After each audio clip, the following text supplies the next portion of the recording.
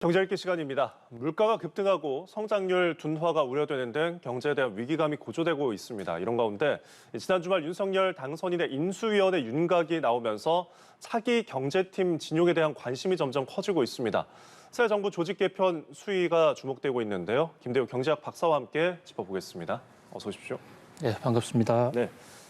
자, 윤석열 당선인의 인수위 구성 이번 주에 어느 정도 마무리될 것으로 예상이 되고 있습니다. 경제 라인에 대한 인선 아무래도 관심이 커지고 있는데 지금 어떤 인물들이 거론이 되고 있고 경제 파트는 어떻게 구성되어 있는지 설명을 해주시죠. 네, 최근에 세계 경제 상황이 상당히 엄중한 이런 국면이 이어지고 있습니다. 이럴 때 각국의 어떤 식으로 경제 정책을 펴나가느냐에 따라서 그 나라의 운명이 갈라질 수도 있다. 그런 점에서 윤석열 당선자는 어떤 경제팀을 인선할까? 특히 윤석열 당선자는 본인 스스로가 이 경제에 대해서는 자신이 전문가가 아니다 해서 전문가에게 상당한 권한을 주고 맡기겠다. 이렇게 그동안 여러 번 역설을 해왔습니다. 예. 그런 관점에서 볼 때 차기 윤석열 정부의 경제팀은 누가 경제팀을 맡느냐에 따라서 그 향방이 많이 달라질 것으로 보이는데요. 예.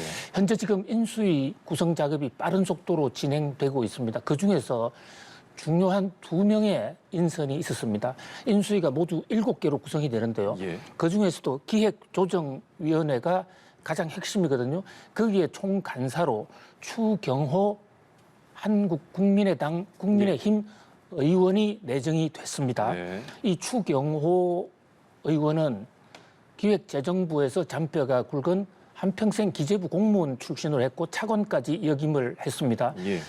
그렇다 보면 인수위원회가 무난하게 잘 꾸려갔을 경우에는 추경호 부총리 카드가 상당히 이 강력하게 떠오르는 것이 아닌가. 예. 물론 뭐 최종적인 결정은 윤석열 당선자에게 있습니다. 또 한 사람 주목할 만한 사람은요. 7개 이 분과위원회 중에서 제1경제분과라고 하는 거시경제위원회.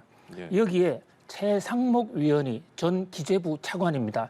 이분이 내정이 됐어요. 예. 이분은 추경호 상목 이 두 분은 기획재정부에서 한 4년 정도 터울을 둔 직속 선후배 직관입니다. 그래서 코드를 잘 맞출 것으로 예상이 되고요. 예. 특히 최상목 전 차관은 서울대 법대 출신으로 행정고시를 했고 윤석열 대통령 당선인과도 인연이 있죠. 다만 이 최상목 전 차관은 마지막 보임이 기재부 차관과 청와대 비서관이었는데 예. 바로 박근혜 대통령 당시에 국정농단 사건의 핵심이었던 안종범 수석 시절에 바로 제1비서관을 했던 그런 분들이 정치적으로는 좀 부담이 될 것 같습니다. 이 밖에도 이석준 씨, 그러니까 이석준 전 국무조정실장 이분도 기재부 출신인데 기재부에서도 특히 재정정책보다는 예산정책에 상당히 비중을 둔 분이거든요. 예.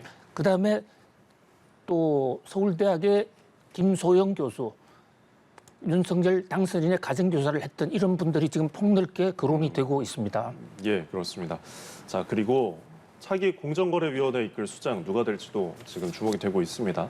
윤 당선인이 앞서서 어떤 자율 규제, 최소 규제에 대한 방점을 찍었기 때문에 좀 민관 친화형 혹은 기업 친화 철학을 갖춘 인물이 될 가능성에 대해서 점쳐지고 있는데 뭐 검사도 오르내리고요, 교수도 오르내리고 있는데 어떤 분들이 있습니까? 네, 지금 공정거래위원장은 흔히 경제검찰이라고 그럽니다. 경제 질서를 세우는 예. 매우 엄중한 자리인데요.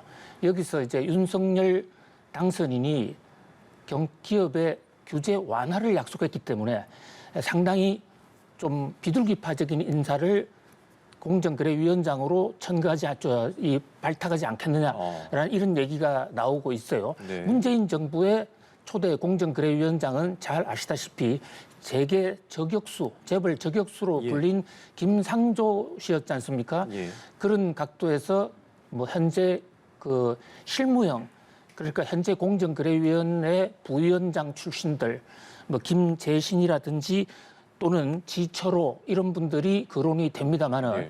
전 좀 다르게 봅니다. 왜냐하면요, 지금 이 윤석열 당선인이 주장하는 자유시장 경제는 예. 그냥 아무렇게나 하는 자유방종형 경제는 절대 아니라고 봐요. 네. 특히 윤석열 당선인이 검찰 시절 보여왔던 엄정한 법 집행 또 원칙과 규율을 지키자 그런 속에서의 자율이거든요. 자칫 이 공정거래위원회가 허지부지되면 경제가 전체적으로 엉망이 될 수가 있고 예. 또 박근혜 시절의 국정농단 사건과 똑같은 형태는 아니지만 어떤 혼란이 야기될 수도 있다. 그런 점에서 오히려 예. 엄격한 인물, 법 질서에 밝은 인물을 발탁할 가능성이 높다고 봅니다. 다만 김상조 전임 공정거래위원장처럼 어떤 재계 운동을 해왔던 재계 저격수 운동을 해왔던 이런 분들보다는 예. 법 논리의 원리 원칙 쪽으로 밝은 이런 쪽의 인물을 택하지 않겠는가. 의외로 검찰 출신 중에서도 공정거래법을 한 분들이 적지가 않거든요. 예.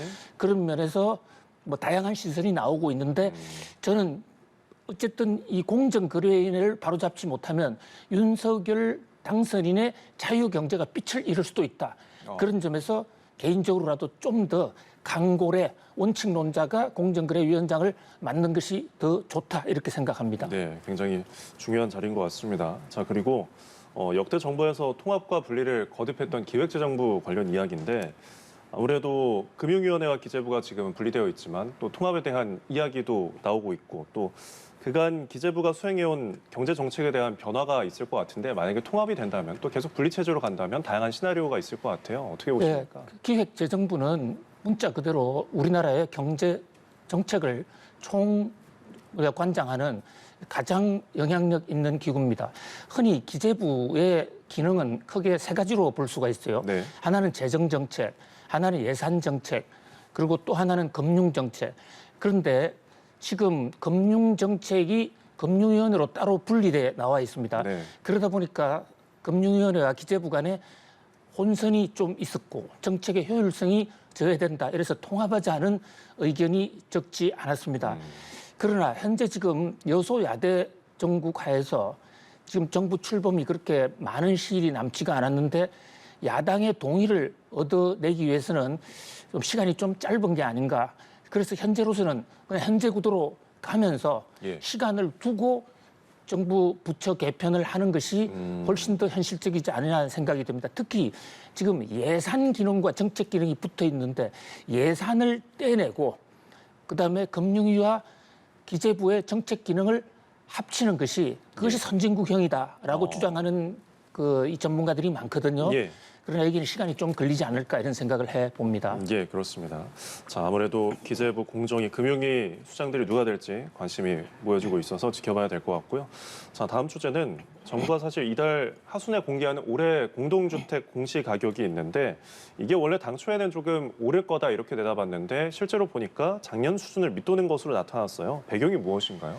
예, 여기서 작년 수준을 밑돈다라고 하는 바로 그 대목 때문에 네. 일각에서 좀 오해가 있는 것 같아요. 예. 왜냐하면 현재 지금 그 작년 수준을 밑돈다는 것은 증가율이 작년보다 조금 낮아질 가능성이 있다. 작년에 20% 가까이 19.89% 서울은 전국 평균으로는 19.05% 엄청나게 올랐거든요. 그런데 올해는 이거보다 훨씬 더 높은 약 30% 오를 것이다라는 게 서울시의 당초 예상치였습니다. 그렇습니다. 그런데 현재 나타나는 국토부의 준비 상황을 보니까 전년 동기 대비 엄청나게 오르지만 지난해 상승폭 19%보다는 조금 낮게 한 16, 7, 8% 오르지 않겠느냐 예. 이런 얘기거든요. 그런데 지난해 19%가 올란 거기서 또 17%가 오른다고 그러면 2년을 합치면 거의 40% 오르는 거거든요. 그러네요. 결코 낮은 증가율은 아닙니다만은 예. 그러나 지금 국토부가 22일 날 발표하게 돼 있어요. 그런데 현재 그 상태를 그냥 돌리면 작년에 집값 상승률이 2020년보다도 훨씬 더 높았습니다. 예. 그러니까 이것을 단순 계산식에 넣으면은 작년 19% 상승률보다 훨씬 더 높게 되어 있었는데 국토부에서 지금 여기에 대한 조세 저항과 세금 폭탄 우려를 감안해서 지난해 부동산 가격 상승률을 연간 평균으로 하지 않고 예. 연말을 방점을 두게 되면 연말에 11월, 12월 달에 조금 상승세가 조금 누그러졌거든요. 예. 그렇게 되면 당초 생각보다는 공시지가 상승률이 좀 덜할 것이다 라는 그런 얘기가 나오고 있습니다만은 22일 날 이게 공시지가가 발표되면 이 공시지가는 바로 재산세, 종부세 또 근거를 입증하지 못하는 경우에는 양도소득세, 각종 세금의 지표, 그밖에 일반 생활 약 50개 정도의 공과금이 공시지가에 연동이 되는데 예. 역시 올해도 또 한 번 폭탄 소동은 불가피할 것으로 보입니다. 상승률은 당초보다 좀 적지만 어찌됐든 그 작년에 올랐던 그 상승률이 높기 때문에 이번에도 같이 2년 동안에 한꺼번에 오르면은 40% 정도라고 이제 예측을 해주셨습니다. 근데 윤석열 당선인 대선 과정에서 주택 공시 가격을 2020년 수준으로 환원시키겠다 이렇게 공약을 한 바가 있거든요. 그렇다면은 2년 동안 오른 40%를 내려야 하는 건데 임기 동안에 이 가능할까요?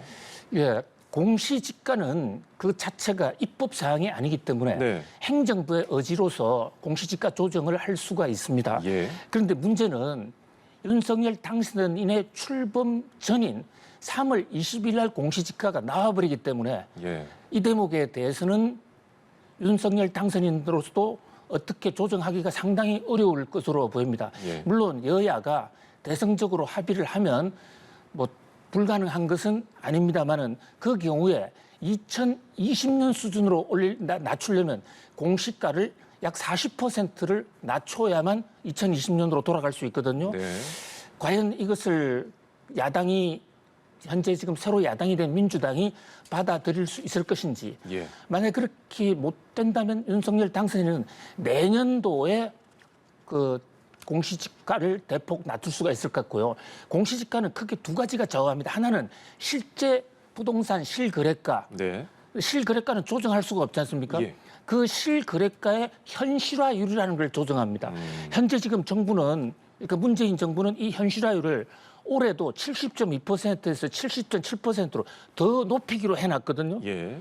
그러니까 이제 이런 대목은 윤석열 당선인이 현재 행정부를 통해서 국토부의 명령을 통해서 일부 조정을 할 수는 있을 것으로 보입니다만은 예. 근본적으로는 법 개정 없이 윤석열 당선인의 뜻대로 하는 것은 상당히 한계가 있을 것으로 보입니다. 예, 그렇습니다. 자, 이번에 러시아 사태 주제로 넘어와서 지금 러시아가 외화로 발행한 이제 국채 이자와 원금을 갚지 않고 채무 불이행, 그러니까 디폴트죠. 이것을 선언한 가능성이 지금 제기되고 있는데 지금 신용평가사들이 첫 번째 고비로 오는 16일을 점치고 있습니다. 어떻게 보십니까?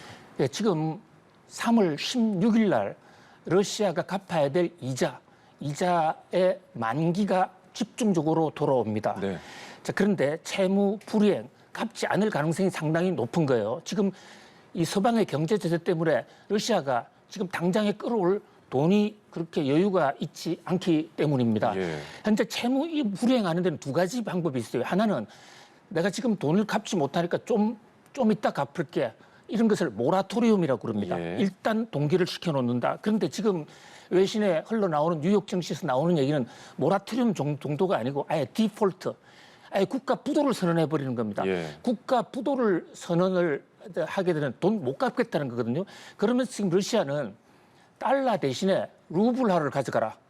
그래서 러시아 지금 상원이 이 입법 조처를 완료했습니다. 예. 근데 루블화가 지금 가치가 계속 떨어지고 있는데 그것을 어느 채권은행이 이걸 받아갈 수 있겠습니까? 예. 그러면 결국은 디폴트가 되는데 디폴트가 되면 이 국제법상 현재 그 돈은 못 받는 대신 러시아가 갖고 있는 많은 해외 자산에 대해서 채권은행들이 압류할 수도 있게 됩니다.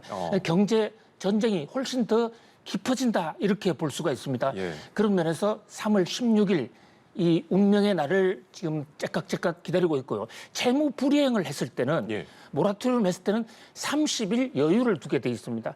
그래서 모라토리움 쪽으로 갔을 때는 한 달간 뭐 더 여유를 가질 수가 있다. 그러나 디폴트가 되면 바로 국가 부도 폭탄이 터진다 이렇게 볼 수 있습니다. 예, 증시나 여러 분야에서 굉장히 많은 여파가 있을 것 같은데 사실 이 시나리오를 보면은 어떤 채무 불이행이 세계에 영향을 미치는 것이 좀 제한적일 것이다 이런 예측도 있지만 어떤 투자은행들이 신흥국 투자를 철회할 수 있다 이런 그런 분석들도 있거든요. 근데 우리나라가 어쨌든 신흥시장으로 분류가 되어 있잖아요. 그럼 그 여파가 있을까요?